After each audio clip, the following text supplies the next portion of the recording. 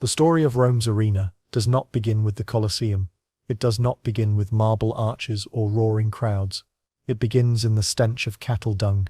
Picture the Forum Burarium, Rome's cattle market, in 264 BC.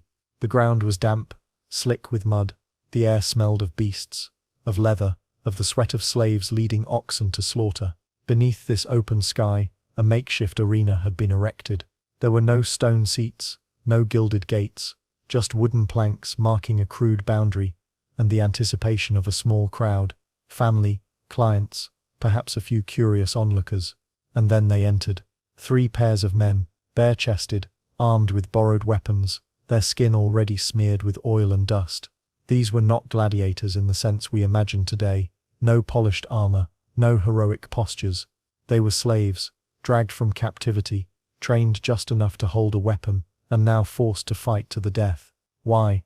To honor the dead. Decimus Junius Brutus Scaever had just buried his father. To mark the funeral, he chose to stage something Rome had never formally seen before. Not a chariot race, not a solemn prayer, but a spectacle of blood. His slaves became sacrifices, their deaths an offering at the grave of the deceased. This was what the Romans called a munus, a duty, a service owed to the spirit of the departed. The idea came not from Rome itself, but from its neighbors, the Campanians of southern Italy. Among them, funerals sometimes included ritual killings at the tomb. Death was not only mourned, it was enacted, repeated, and honored with fresh blood. At first, the Romans adopted this grim practice in a limited way. These combats were not shows in our sense. They were sacred obligations, enacted by the wealthy to prove devotion to their lineage. To host one was to display piety, respect, and, most importantly, status. For who else could afford to sacrifice human lives but the powerful? Yet there was something magnetic about these spectacles. The mourners may have come expecting solemnity, but what they received was adrenaline, screams, clashing iron, the wet sound of blades meeting flesh. The crowd leaned forward, drawn not to grief, but to thrill. And once that line had been crossed, there was no going back. This is where Rome's darkness truly begins, and we're only scratching the surface. If you want to descend deeper into the stories of blood, power, and spectacle they never taught you in school, subscribe now and join me for the rest of this journey. The philosopher Tertullian, writing centuries later, condemned these origins with bitter clarity. He called gladiatorial combat the spilling of blood for the sake and satisfaction of the dead. But even in his disapproval, he admitted a truth: what began as sacrifice had already mutated into something else. The blood no longer fed only the dead, it fed the living. By the end of the 3rd century BC, this change was unmistakable. Duels that had once taken place beside tombs began to appear in public festivals. Gladiators fought not just at funerals, but during the ludi, the games of Rome, which honored the gods in times of crisis. What began as a family ritual was now creeping into the civic calendar. The Senate noticed. At first it was subtle. Aediles, the magistrates who organized festivals, realized that sponsoring blood spectacles could win them popular favor. The people craved it.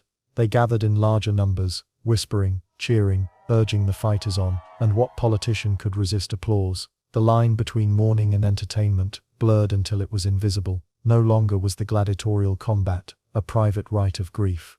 It was becoming a public tool of politics. This shift is crucial to understand, because it marks the birth of Rome's most infamous tradition. Without it, there would be no Colosseum, no naval battles staged in flooded arenas, no Christians thrown to the lions. Without this first transformation, Rome might have remembered gladiatorial combat as a primitive funeral rite, archaic, quickly forgotten. Instead, it became Rome's most enduring symbol of power. Think about it.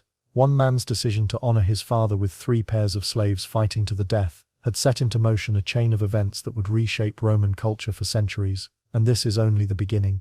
The wood planks of that makeshift arena would one day be replaced by stone colossi. The cries of a few dozen spectators would be drowned by the roars of 50,000. The solemnity of a funeral offering would metastasize into the cruelty of empire-wide entertainment. Rome had found a new appetite, and appetites, once awakened, only grow. But how exactly did these blood rites, born in the mud of a cattle market, become political weapons wielded by senators and emperors alike? How did grief transform into policy? How did devotion to the dead become a performance staged for the living? The answer lies in what came next. the slow but irreversible transition from private mourning to state spectacle. The Forum Boarium had planted the seed. A handful of slaves fighting to the death at a funeral had drawn eyes, whispers, and a strange kind of fascination. But Rome was not a city that allowed fascination to remain private. In Rome, anything that stirred the people inevitably became absorbed by the state. By the late 3rd century BC, the gladiatorial combat that began at funerals was already shifting in meaning. The family of the deceased still staged the combat, but something had changed. Neighbors came to watch. Friends of friends, curious citizens. What had once been a private rite began spilling into public life. This was Rome's genius and its curse to transform everything into spectacle. War itself had long been paraded through the city in the form of triumphs, with defeated kings shackled behind generals in golden chariots. So why should death at funerals remain cloistered? Why not display it? Why not magnify it? The mechanism for this transformation was the ludi, the public games. These were not entertainment in the modern sense. They were religious in origin, staged in honor of the gods, especially Jupiter, during moments of crisis. When Rome faced plague, famine, or war, the Senate decreed games to appease divine wrath. At first these games were chariot races, theatrical plays and music, but soon gladiatorial combat was added to the roster. This is where everything changed. Because once the Senate paid for the games, once public money funded them, the combat no longer belonged to families or the dead. It belonged to the state. Magistrates, especially aediles, quickly understood the power of these bloody shows. Their careers depended on popularity, and popularity was born from spectacle. Hosting a lavish combat with dozens of fighters was not just pious, it was strategic. It earned applause, votes, and prestige. What had begun as a duty to the deceased was now a ladder for the ambitious. The philosopher Cicero, writing a century later, reflected this shift in tone. He admitted that gladiatorial contests were cruel and inhuman, but also praised them as demonstrations of Roman discipline and courage. Notice the language. Already, the ritual of grief had been rebranded as moral instruction. Watching men die was no longer about honoring the dead. It was about teaching the living how to face death without fear. This rhetorical sleight of hand mattered, because cruelty, once justified, becomes easier to repeat. Temporary arenas were constructed, wooden stands in marketplaces, scaffolds by temples. Families still provided gladiators for funerals, but magistrates outdid them by staging combats at festivals where thousands gathered. The violence was magnified, codified, sanctified, and as Rome expanded its empire, prisoners of war became the fuel for this growing appetite. Defeated Samnites, Gauls, and later Carthaginians were marched into the arena, stripped of dignity, and forced to fight for Roman amusement. Death itself was becoming theatre. The scale increased with each generation. By 216 BC, at the height of Hannibal's invasion of Italy, funerary combats in Rome featured dozens of pairs of gladiators. No longer a token gesture, they were now massive productions, and every Roman knew to host such an event was to demonstrate not only wealth but loyalty to the Republic. Blood had become politics. Senators worried about public anger, but they also feared divine wrath. Games were staged to appease Jupiter, to ask for victory, to soothe the gods, and yet the crowds weren't watching for piety, they were watching for blood. One can almost feel the tension between intention and effect. The Senate cloaked the games in religious duty, but the audience came for thrill. Death was both sacrifice and spectacle, both sacred and profane, and it was irresistible. By the late Republic, the practice was entrenched. No festival seemed complete without combat. No magistrate could rise in politics without sponsoring games. The Roman people, once spectators of funerals, had become spectators of power itself. The arena was not just about the fighters in the sand, it was about the men who paid for it. Their names on lips, their generosity remembered, their glory magnified by each scream and each drop of blood. A chilling truth emerges here. Rome had found a way to weaponize entertainment. The crowd's desire for spectacle became the ruling class's tool of control. But there was a problem. Wooden arenas burned, collapsed and failed to contain the ever-growing demand. Rome was swelling, both in territory and in appetite. And so, the stage would change. Monuments would rise. The appetite for death would demand permanence.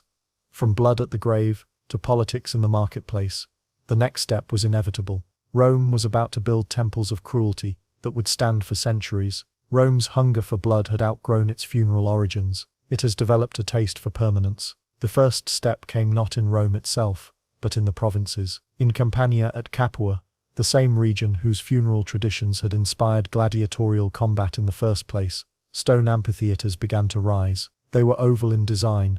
Unlike the rectangular theatres used for plays, the shape was practical.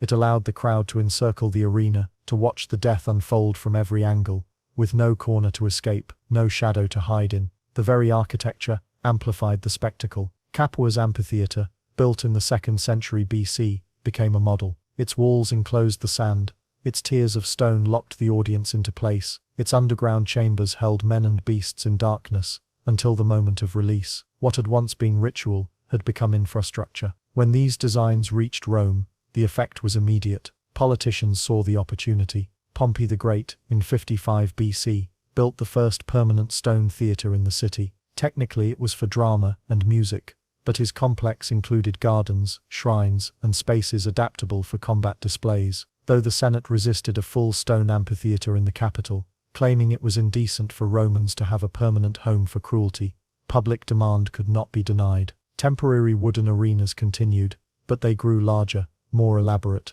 In 53 BC, Curio constructed an astonishing double theatre, 2 wooden structures on pivots that could rotate and join into a massive circular arena. It was ingenious, dangerous, and theatrical. But like all wooden arenas, it was impermanent. The turning point came under the emperors. Julius Caesar had planned a grand amphitheatre, but his assassination ended the project. Augustus, his heir, favoured religious games, but stopped short of commissioning one himself, wary of accusations of decadence. It was not until the reign of his successor, Tiberius, that the project gained momentum. But the man who would truly carve cruelty into stone was Vespasian. After the chaos of civil war in AD 69, the year of the 4 emperors, Vespasian needed legitimacy. He had no noble lineage, no divine claim. What he had was the spoils of Jerusalem, looted after his son Titus crushed the Jewish revolt. With that wealth, he began construction on the greatest amphitheatre the world had ever seen, the Flavian Amphitheatre. We know it as the Colosseum. Here the transformation was complete. No longer a temporary stage, the amphitheatre became a monument. It was propaganda in stone, built on the drained lake of Nero's Golden House. It was a deliberate act of erasure. Where Nero had indulged himself, Vespasian gave a gift to the people. Where there had been private luxury, there was now public spectacle. The architecture itself was merciless. The arena floor could be flooded for mock naval battles, then drained and covered with sand for gladiatorial combat. Below the hypogeum, a labyrinth of cages, elevators and trapdoors, weighted with prisoners, beasts and execution devices. Death could appear from beneath the earth itself, springing upward on command. 50,000 could sit within its walls, sorted by rank and class. Senators in the marble front rows, women, foreigners, and the poor pressed to the upper tiers. Even in death, Rome reinforced its hierarchy. Everyone could watch, but not everyone was equal. And yet, in one crucial way, the amphitheatre was democratic. It gave the masses something they had never had before, a stage where their voice mattered. The emperor himself sat visible, and the crowd's cheers or their silence became judgment. The people could cry for mercy or for blood, and the ruler was forced to respond. The arena was both theatre and referendum. This was the power of stone. It made cruelty permanent, inescapable, ritualized, no longer dependent on funerals or festivals. The games had a home. Rome had built a temple to violence, and like all temples, it promised immortality, not for the dead in the sand, but for the empire itself. The mud of the Forum Boarium was long forgotten. In its place rose arches, stairways, vomitoria, corridors, designed not for worship, but for circulation of flesh. Bodies in, bodies out, screams echoing off travertine, blood soaking into sand that could be raked clean for the next day. The amphitheatre did not invent Roman cruelty. It refined it, and soon, what filled these stone monsters would not merely be men fighting men. Rome had other ideas. If humans thrilled the crowd, what would beasts do? The next stage of the games would introduce fangs, claws, and starvation. The roar of the crowd would soon be answered by the roar of lions. The Colosseum's gates did not always open to gladiators. Sometimes they opened to hunger. Picture the silence just before the moment. The crowd packed shoulder to shoulder, fanning themselves against the heat, waiting. Then a groan of iron, a grinding hinge, and out of the shadows stepped a man, barefoot, half naked, armed with nothing but a short blade, or worse, nothing at all. Across the sand, another gate lifted. From the darkness emerged a lion. Its ribs jutted like jagged bones beneath the fur. Its eyes glowed with the kind of rage that only starvation breeds. Every movement was tense, coiled, inevitable. This was not a duel. It was an execution. By the 1st century CE, Roman arenas had perfected a new kind of spectacle. The Venationers staged hunts of wild animals, and the damnatio ad bestias, executions carried out by setting man against beast. These were not symbolic dramas, they were cold calculations, designed to turn death into theatre and punishment into applause. The condemned who faced the beasts were not always gladiators. More often, they were criminals, prisoners of war, rebels, or slaves marked for humiliation. To Rome, their lives had already been forfeited. The arena was simply the place to make their punishment visible, public, memorable, and there was no mercy in the planning. Beasts were starved before release, their hunger sharpened into a weapon.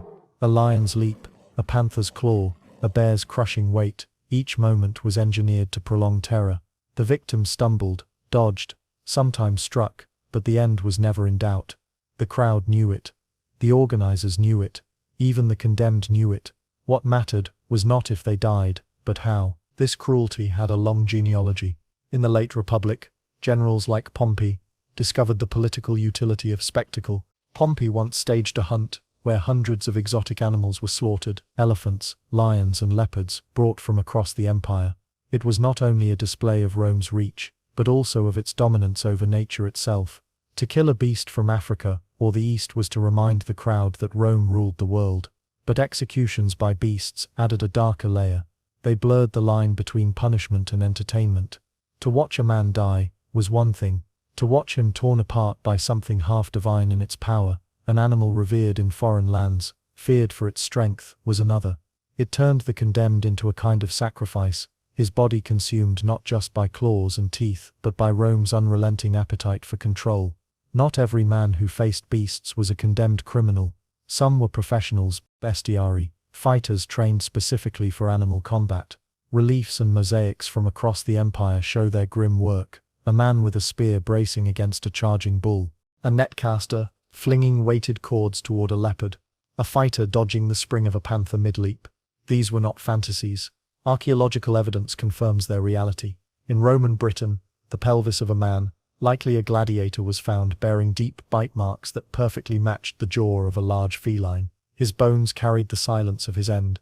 The philosopher Seneca, an eyewitness to the games, recoiled from what he saw. He described prisoners who, knowing what awaited them, chose suicide before the arena. Some cut their own throats with hidden knives, others forced their heads into wagon wheels, breaking their own necks. A few starved themselves rather than serve as fodder for Rome's entertainment. In their refusal, they found a sliver of freedom. Even in death, choice was defiance. Yet for the crowd, such defiance only heightened the hunger. The moment the beasts emerged, the air thickened with anticipation. Would the lion pounce immediately? Would the condemned run, cry, fight back? The suspense was as important as the kill. Starvation was not just a tool for ensuring victory, it was a weapon against the nerves of the audience, holding them on edge until the inevitable came. What unfolded in these spectacles was more than violence, it was degradation made ritual. To Rome, execution by beasts was the most humiliating of deaths. It stripped the condemned of humanity, reducing him to prey, a carcass to be. The message was clear. Rome held the power not only to kill, but to dictate how one died, and how that death would be remembered. When the lion's roar echoed across the amphitheater, it was not just the voice of an animal, it was the voice of empire. It was Rome itself, reminding the world that no man, no beast, no province was beyond its reach. And still, the appetite grew. If Rome could pit man against claw, why not pit fleets against each other? If the sand could drink blood, why not the water? The next stage of Rome's cruelty would be staged not on land, but on artificial seas. The sand was not enough. Rome wanted oceans. Imagine sitting in the heat of the Roman sun, staring down not at an empty arena, but at a shimmering lake. The surface is calm, almost serene. Then suddenly the air splits with drums, war horns blare. From opposite sides, fleets of ships surge forward, triremes armed with rams, catapults and soldiers clutching spears. But these were not soldiers of Rome's legions. They were condemned men, criminals, prisoners of war, desperate slaves, each one forced to fight not as actor, but as soldier, with no hope of survival. Rome called these spectacles naumachia, naval battles staged not on distant seas, but in carefully engineered basins dug by imperial order, and like all Roman games, they were grotesque in scale. The first recorded naumachia was staged by Julius Caesar in 46 BC, determined to outshine every festival before him. Caesar had an artificial lake excavated near the Tiber. Into its waters he launched full fleets, Egyptian against Tyrian, complete with hundreds of rowers and fighters. The crowd, tens of thousands strong, watched as ships collided, splintered, and sank, men clawing at the water, dragged under by armor, their screams muffled by waves. This was not a play. It was real war, compressed into theater. Augustus, Caesar's heir, pushed the idea further. In 2 BC, he ordered the construction of a massive basin measuring nearly 1,800 by 1,200 Roman feet, so vast it required a special aqueduct, the Aqua Lasiatina, to fill it. On that water, 30 warships clashed, each manned by thousands of condemned men. The violence was not symbolic, it was absolute, and the scale itself was the message. Rome could command not only men, but nature. The spectacle continued to grow. In AD 52, Emperor Claudius staged perhaps the most infamous naumachia of all. To celebrate the draining of Lake Fucine, he flooded its basin and filled it with fighters. As the doomed boarded their ships, they greeted him with words etched into history. Morituri te salutant, we who are about to die salute you. Scholars still debate whether those words were scripted or spontaneous, but either way, they captured the raw fatalism of men who knew their deaths were not only inevitable, but demanded. The scale was staggering. Imagine thousands of men fighting to exhaustion, bodies floating on the water, blood mixing with foam, the stench of iron and brine. Above them, the emperor sat in luxury, watching, judging, as the crowd roared. The violence was not only on display, it was orchestrated, choreographed, magnified. What made the naumachia particularly grotesque was the illusion. They were designed to mimic real wars, Rome's conquests abroad, yet they stripped war of meaning. There was no cause, no victory, no empire to be won, only death, recycled as entertainment. War itself had been hollowed out and refilled with spectacle. The Colosseum, when completed under Vespasian and Titus, was rumored to have hosted its own naval battles. Some historians believe the arena could be flooded for miniature versions, though others argue the logistics make this doubtful.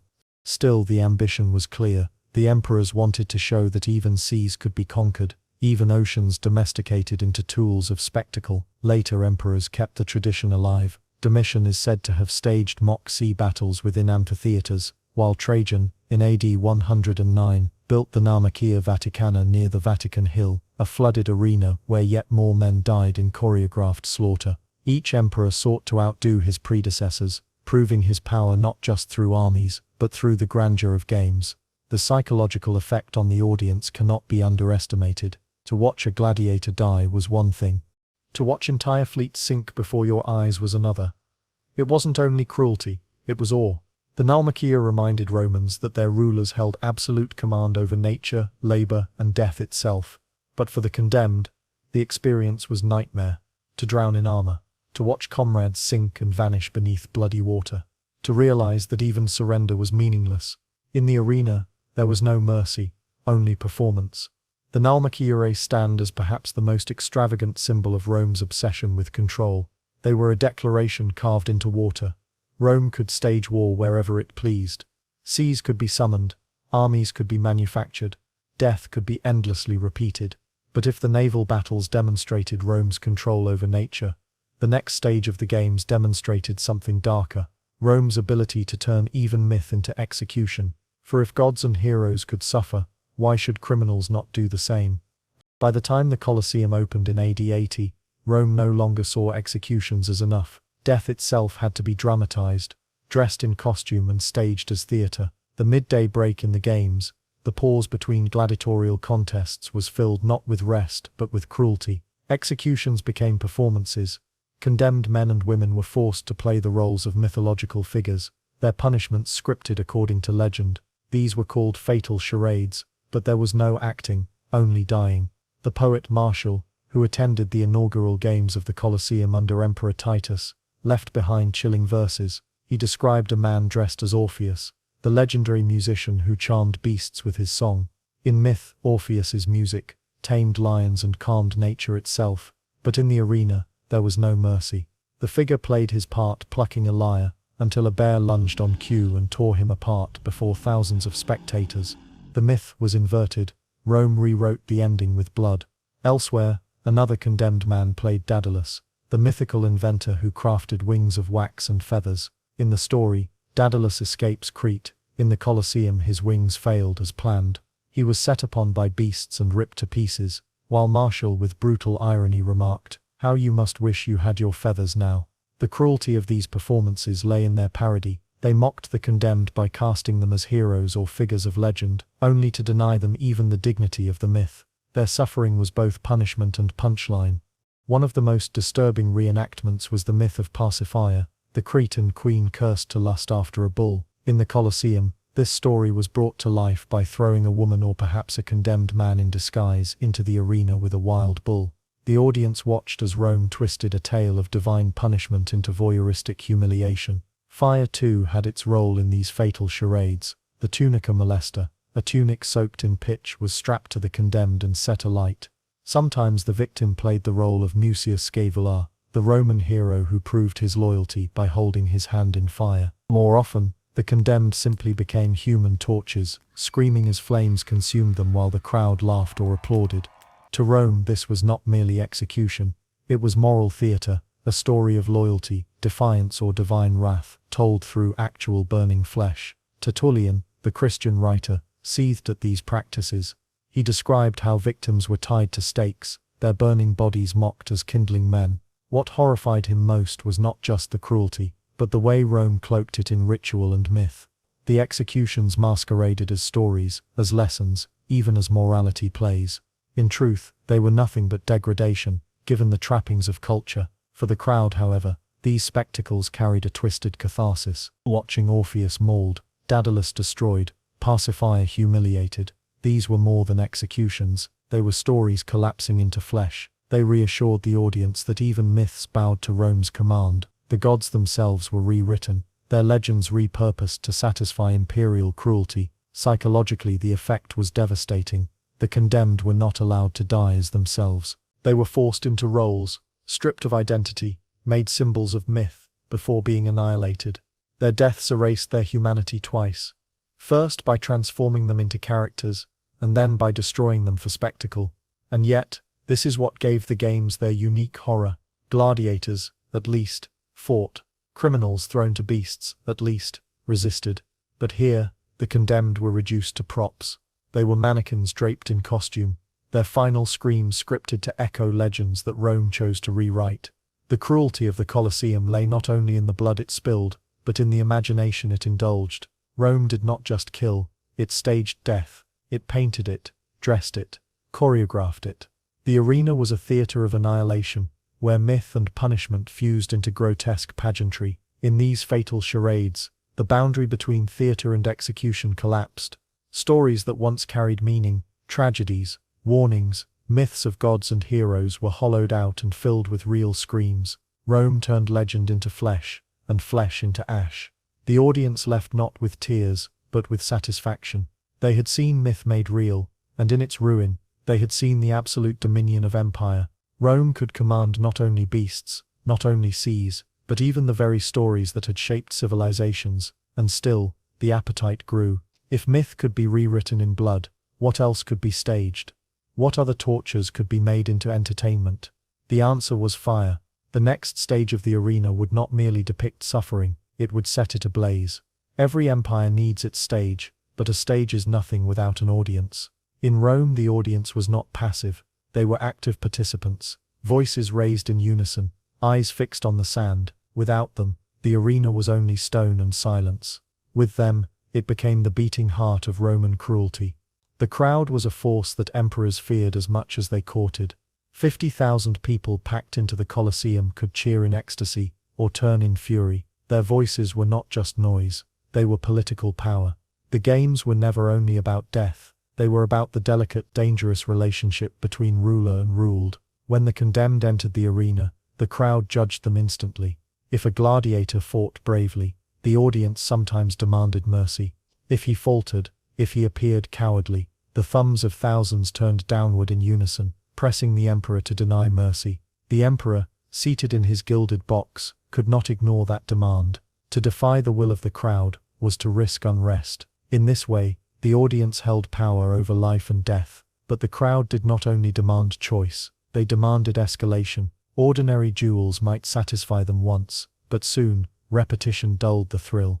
The organizers had to invent new horrors, larger hunts, stranger beasts, more elaborate mythological reenactments, naval battles staged on flooded basins, burning tunics, executions by crucifixion, followed by maulings. The appetite was endless, and each spectacle only sharpened it further.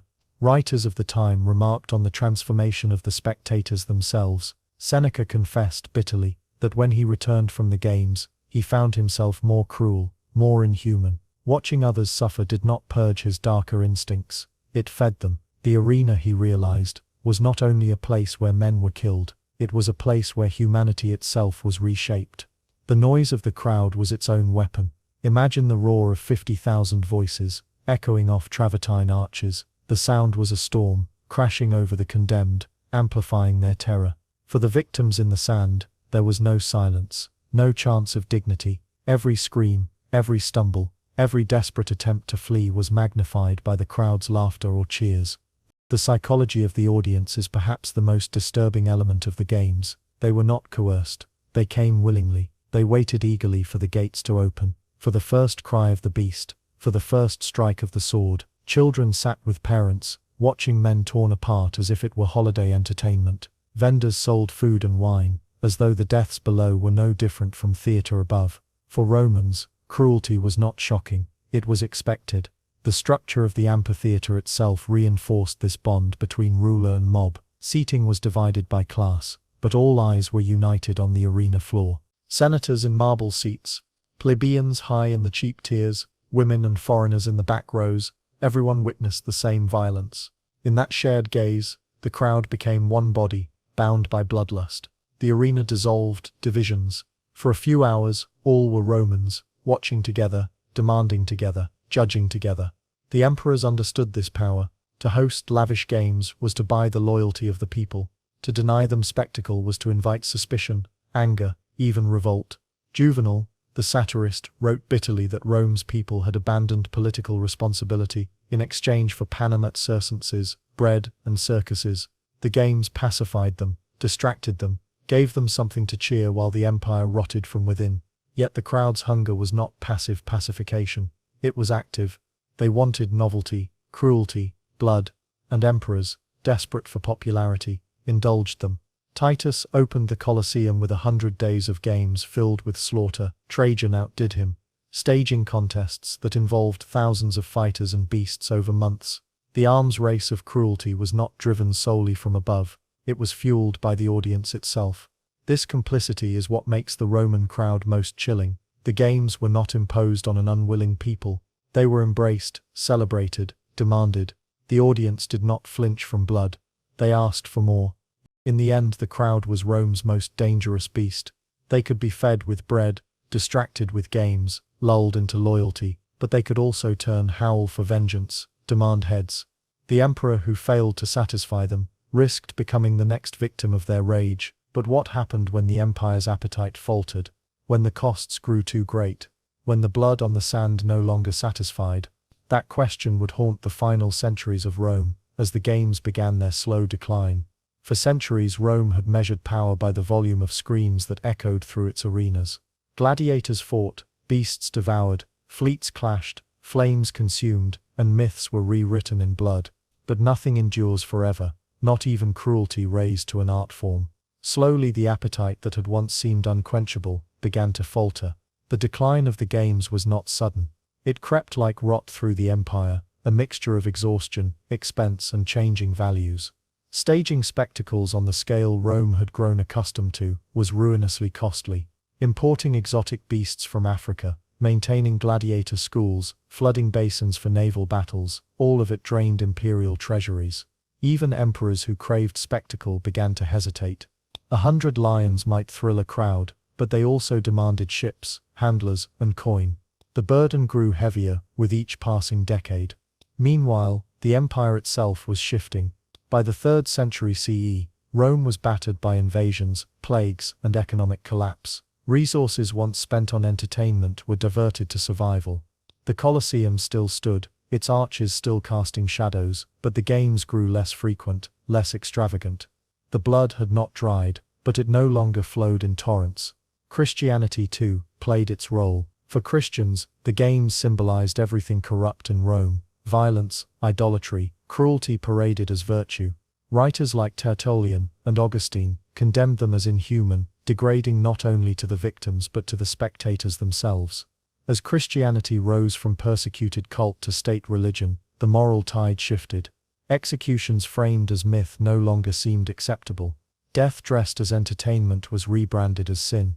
Still, the games did not vanish overnight. Old habits cling. Gladiators fought well into the 5th century, long after Rome itself had fractured. Even Christian emperors sometimes indulged the mob with spectacles, fearing unrest if they denied them entirely. The Colosseum stones continued to drink blood, though less often, until at last the practice was abandoned, not with a final scream but with silence. By then, the empire itself was crumbling. Barbarians pressed at the gates. The eternal city burned. The amphitheater that had once declared Rome's mastery over life and death now stood as a hollow shell, scavenged for stone, its seats empty, its sand unstained. And yet, the legacy of the games lingers. We cannot walk through the ruins of the Colosseum without feeling the weight of what happened there. Its arches whisper with echoes of lions' roars, gladiators' shouts, the jeering laughter of crowds. Every stone was once washed in blood. Every corridor carried the smell of sweat, fear, and death. The true horror of Rome's games lies not only in their cruelty, but in what they reveal about humanity. For the victims, the arena was degradation beyond measure. For the rulers, it was a tool of propaganda and control. But for the spectators, the ordinary Romans who filled the stands, the games were a mirror. They reflected the darkest appetite of human nature, the desire to see others suffer, not in secret, but in public, as shared entertainment. The arena was not just a stage for death, it was a factory of inhumanity, reshaping those who watched as surely as it destroyed those who fought. And perhaps that is why the story of Rome's games continues to haunt us. They force us to ask uncomfortable questions. Why do crowds cheer for cruelty? Why does suffering fascinate? What happens when entertainment erases empathy? Rome's arenas may have fallen silent, but echoes of their spectacle can still be found wherever violence is consumed as amusement. From the funeral rites of Decimus Junius Brutus to the torches of the Colosseum, Rome's journey from ritual to theatre is a warning. Once cruelty becomes entertainment, it does not remain ritual, it becomes culture. Once blood becomes applause, it is no longer a sacrifice, it is identity. The Colosseum still stands, a scar of stone on the Roman skyline. Tourists walk its corridors, guides tell its stories, but the true weight of that place cannot be measured in ruins. It can only be measured in absence, in the silence where 50,000 voices once roared, in the emptiness where beasts once lunged, in the dust where blood once turned sand to mud. Rome's greatest monuments are not its aqueducts or its roads, but its arenas, and what they remind us is chilling. Power does not need justice to endure, it needs only spectacle. So we end where we began, with the smell of damp stone, of sweat, of blood. The funeral rite that became a festival, the festival that became policy, the policy that became empire. And beneath it all, one terrible truth: in Rome humanity itself was the sacrifice. If you want more tales of royal horror and dark history they never dared teach you in school, make sure you subscribe now. Leave a comment with which Roman spectacle horrified you most, and I'll see you in the next descent into the shadows.